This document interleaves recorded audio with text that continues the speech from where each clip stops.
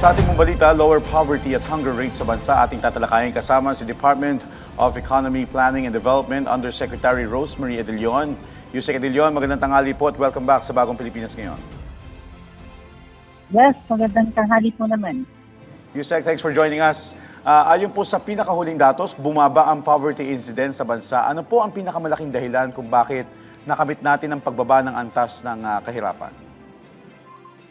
Opo nga, isang magandang balita para sa atin, no? Na nag-single digit na yung ating poverty incidence. Ang isang nakikita namin dito is yung mas mabilis na pagtaas ng income kesa sa pagtaas ng poverty incidence. So this was between 2023 and 2025. Nakita namin kasi yung income ng mga nasa bottom 2 deciles natin, no? Nag-increase sila by mga halos 23%, no? Increase ang income nila. Pero yung sa poverty threshold, nag-increase lang to by 5.5%. Ibig sabihin, looking at yung klase-klase ng mga food products and non-food products that should be consumed, tapos kinost natin to eh. So, ang naging taas sa presyo sa kanila nito mga to, nasa 5.5% lang, which is far lower than the increase in income. Yusek, no, lahat sa atin sa pamahalaan, yung mga projects natin dapat quantifiable at para maintindihan natin yung impact ng programang ito, gaano po naging kalaki ang naging ambag ng paglikha ng trabaho, pagtaas ng kita at mga social protection programs ng DTI sa pag-angat ng pamilyang Pilipino mula ho sa kahirapan? Yeah, tama po yan. No? Nagsama-sama na yung mga magagandang benepisyo nito. Isa nga nakikita namin yung na-sustain kasi natin yung implementation ng social assistance programs natin tulad ng 4Ps at saka yung sa social pension natin, no? Lalo na yung sa 4Ps kasi alam niyo naman to, conditional cash transfer to eh. So, bibigyan ng transfer yung mga beneficiary households natin, basta kailangan pumapasok yung mga bata, sa eskwela, tapos nagpupunta sila sa health center. Kumbaga may human capital investment talaga. And over the past couple of years, nakita naman natin mga nagsisipag-graduate na, yung mga dati nating mga naunang mga 4Ps beneficiaries, no? Tapos yung iba nga dito, nagtatap pa ng board exam nila, no?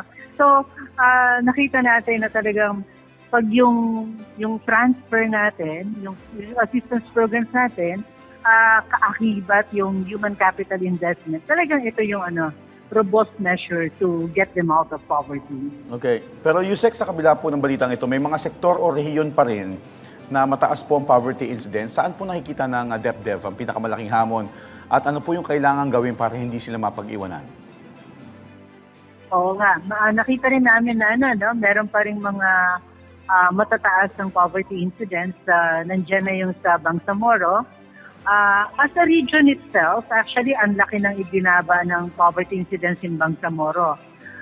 Pero, merong mga 10 provinces within the region na ito yung nakitaan namin ng medyo mataas pa na poverty incidence. Ibig sabihin, yung inequality, even within the regions mismo, within the regions, hindi pa nare-resolve ito. So, nakita natin na, kumari, sa Bangsamoro, yung Maguindanao provinces, sa Maguindanao del Norte, Maguindanao del Sur, ito yung mga matataas pa rin, yung poverty incidence. Pero yung ibang mga probinsya nila, like Sulu, ng Tawi-Tawi, ang laki ng in-improve ng poverty incidence. Tapos, isa sa nakita rin namin dito, doon sa ibang probinsya kasi ng Bangsamoro, nagkaroon ng ng malawakang housing program. Kasama ka rin kasi yung improvement ng kanilang mga syempre housing unit. And then alam mo naman na kapag mayroong malaking housing program, ibig sabihin may nangyayari na economic activity, may mga kailangan na trabaho, at saka, ito yung talagang nakapagtaas ng kanilang incomes, and that actually resulted in that significant na poverty reduction. Okay. Yusek, follow-up lang po. Balikan ko lang po yung nabanggit nyo ng mga probinsya sa Bangsamoro kung saan meron pa rin po mataas na poverty incidence at minabanggit po ko yung inequality. Ano po yung mga hamon ninyo dito at paano nyo po ito tinutugunan? Yeah, ang kailangan talaga dito is really reach down to the level of the province mismo, no? Kung hindi man kung kaya pa sana yung mismong municipality and in the barangay. Kasi nakikita namin talaga dito yung human capital investment, yon, at saka yung pag making your locality or your LGU, attractive to investment. So, ito yung nakapaloob nga sa ating yung trabaho para sa bayan plan, no? Usually, akala natin yung trabaho para sa bayan natin pang mga job fair, ganyan, no? Pero hindi. Ang ginawa namin komprehensibo na plano ito, nakasama dito yung kailangan siguraduhin ng LGU, kunwari, yung ease of doing business, maayos yung infrastructure nila para makapag-attract sila ng investments. Kasi itong investments na to ang magdadala ng trabaho. Okay. So, yun ang challenge namin, na dapat down to the level of talagang the lowest level of governance, unit of governance, dapat ma-hone in tong message na to na they really have to make sure that their locality is an attractive destination. Okay. Yusek, kasabay ng pagbaba ng poverty rate, yung pagbaba rin ho ng hunger rate. Paano po magkaugnay yung dalawang trend na ito? Is it a natural consequence of one versus the other? At ano po ang pinapakita nito tungkol sa kalagayan ng ating pamilyang Pilipino? Yeah, actually, isang nakikita namin dito is yung most basic needs, no? Mas marami na yung nakaka-afford dito, kaya nga bumaba yung kahirapan natin. And so, ang challenge na lang is yung kumbaga yung lampas ng konti sa basic needs, yun ang dapat na ito na ngayon tinatahak na natin yung mga needs ng middle class, no? Na kailangan ito naman na yung matugunan. Although hindi pa rin natin iniiwan, no, yung sa mga mahihirap talaga, na importante pa rin talaga na ma-afford nila yung the most basic needs. I'm talking about food, pati na yung mga most basic na non-food needs. Okay. Yusek, at kaugnay nga po nung nabanggit na pagbaba sa hunger rate, marami pa rin po nagsasabi at nakararanas ng food insecurity. Ano po yung mga hakbang ng pamahalaan para matiyak na magiging sustainable ang pagbaba ng antas ng gutom dito sa ating bansa? Yeah, actually, kailangan din talaga ng komprehensibo naman yung ginagawa ng ating pamahalaan dyan. Una-muna, siguraduhin yung ating supply ng pagkain, no? Yung not just yung domestic production, pero yung timely na pag-import kasi talagang seasonal lang agriculture natin. So during the times na alam naman natin na magiging mababa yung production natin, kailangan timely yung pagdating ng mga yung sa imported goods naman. But of course, always making sure na merong tayong magandang ani during the times of plenty, and then we have the storage capacity, yung mga logistics din natin, no? And then ang isa pa ring malaki dito yung yung dapat bawat isa matutunan ba kung ano yung proper na nutrition.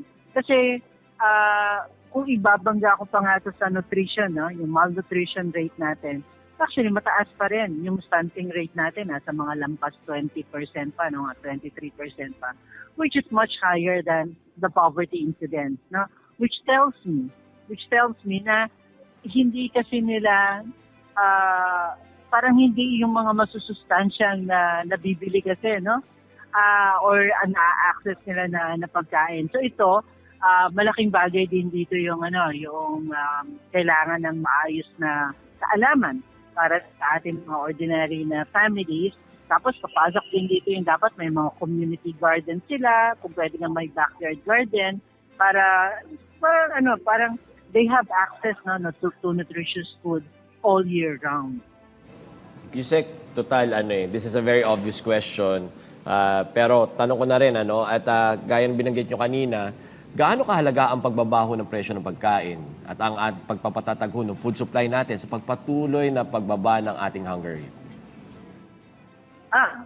Yan yung kasing presyo ng pagkain, yan yung nagde-determine sa ating poverty line, no?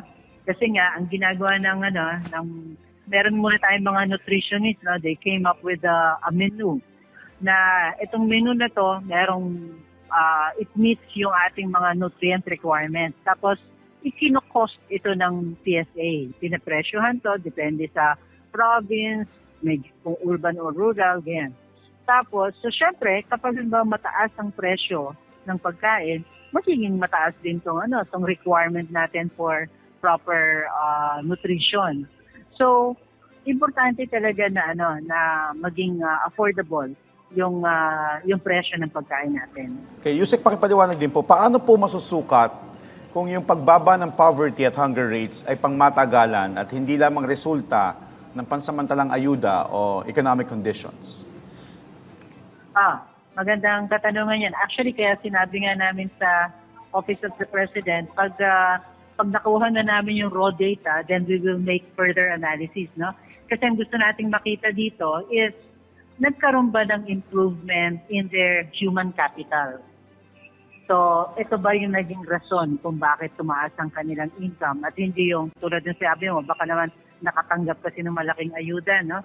So, kung halimbawa ang naging malaking factor dito is, meron na mga nakapagtapos ng kolehiyo o kaya yung mga dapat na nag-aaral na sa yung kumbaga yung mga dapat nagtatrabaho is may maayos sa trabaho. Ito yung mga pag ito yung factors, then sasabi natin na pangmatagalan tong naging baba na to.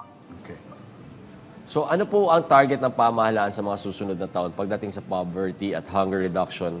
At ano ang kailangan nating tutukan upang tuluyang maiangat ang kalidad ng buhay ng mga bawat Pilipino, Yusek? Yes. Actually, ang nangyari nga, na-meet na natin yung sinet nating target ng 2022, no? So medyo 2 years. 2 years na, actually 3 years advance tayo dito. And so, pag nakuha namin yung datos na, no? Kasi sa ngayon, puro tables pa lang ang nakikita namin. Wala pa talaga yung unit record data. Pag nakuha namin yung datos na yun, then we'll make the proper analysis. Siguro ang unang kailangan siguraduhin dito is maging pangmatagalan itong reduction in poverty na to. And then, susunod tutukan talaga natin yung mga matataas ang inequality. So, yun yung mga mga kailangan tutukan over the next 2 years and beyond. Yeah. Alright, Yusek, panghuli na lamang po, mensahe niyo po sa ating mga kababayan na nakatutok sa ating ngayon. Yes, una sa lahat, maraming salamat sa pagkakataon na to. At ang gusto nga namin sabihin is this is actually an accomplishment of the entire Filipino people, no? Na nagtiyaga sila na nag-invest talaga rin sila sa kanilang human capital, nag-invest sila ng kanilang labor supply, kaya rin tumataas yung kanilang mga income. And the government will actually really put in place, implement yung mga strategies to make sure na one, nagkakaroon tayo ng malawakang inclusive na economic growth, and then two, laging nandyan yung ating mga social assistance programs kasi alam naman natin na ang daming shocks na nangyayari, no? Pero nakahanda tayo lagi para to make sure na yung mga pansamantalang shocks na yan, kayang-kaya natin yan. So, yung mga kababayan natin can focus on the more long-term and robust na mga investments para ma-improve nila yung kanilang income earning ability. At patuloy po na maging makilahok po sa ating mga economic opportunities, pati na rin po sa mga programa ng pamahalaan para sa human capital, sa education, sa health, etc. Maraming salamat po sa inyong oras, DepDev Undersecretary Rosemary Edilion. Good afternoon po, ma'am. Salamat, Yusek. Yes, thank you.